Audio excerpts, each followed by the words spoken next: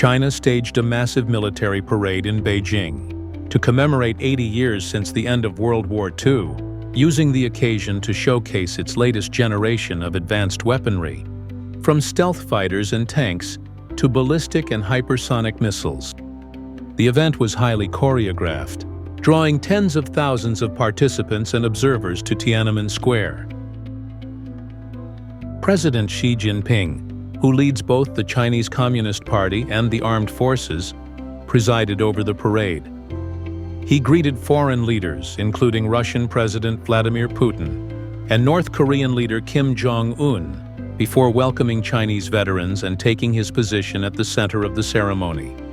In total, 26 foreign leaders attended, mostly from non-Western countries. From the Gate of Heavenly Peace, Xi addressed more than 10,000 troops from China's Army, Navy, and Air Force. He declared that China would stay committed to peaceful development and spoke of the nation's role in resisting Japanese occupation during what he called the World Anti-Fascist War. He thanked foreign governments for their support during that period, though he avoided mentioning the United States by name, despite its significant role in the Allied victory.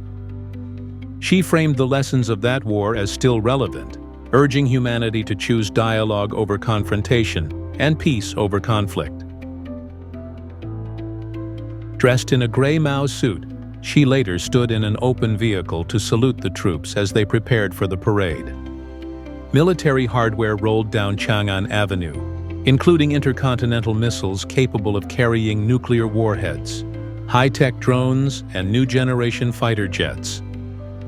Overhead helicopters flew banners with slogans such as "Justice will prevail" and "Peace will prevail," while thousands of spectators filled Tiananmen Square. The display culminated with the release of 80,000 doves and balloons. The parade also marked the debut of several new technologies, including the YJ-15 hypersonic missile, designed to strike large naval vessels, the Extra-Large Unmanned Undersea Vehicle, XLUUV, for stealth operations, and the HQ-29, a missile intended to target satellites. Chinese media claimed that the DF-5C missile, also showcased, can travel more than 20,000 kilometers and carry multiple warheads. Foreign dignitaries, including Putin and Kim, stood alongside Xi in their first joint public appearance at such an event, highlighting what observers described as a show of solidarity against Western powers. Western nations, including the United States, kept their distance, citing Russia's ongoing war in Ukraine and China's closeness to Moscow. Still, Xi, Putin, and Kim's presence together sent a strong symbolic message. Xi used his opening remarks to emphasize what he called the Great Rejuvenation of the Chinese nation, asserting that peace and development would ultimately prevail.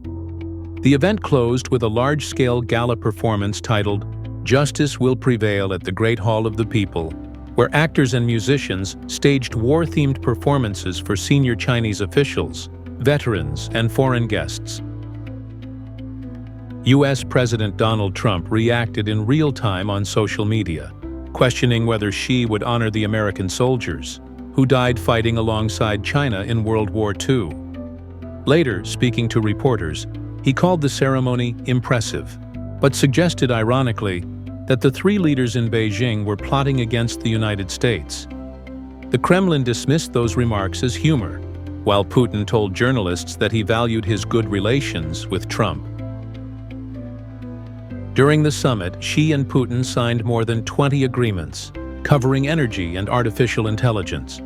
They also announced plans for a new gas pipeline, though financial details were not revealed.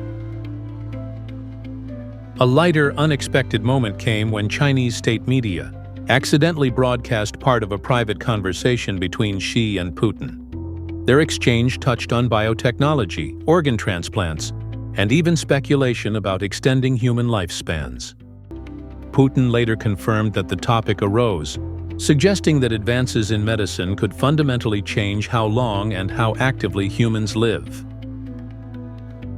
Overall, the anniversary events combined military spectacle, diplomatic theater, and symbolic unity, underlining Beijing's ambition to project strength and offer a global alternative to Western dominance.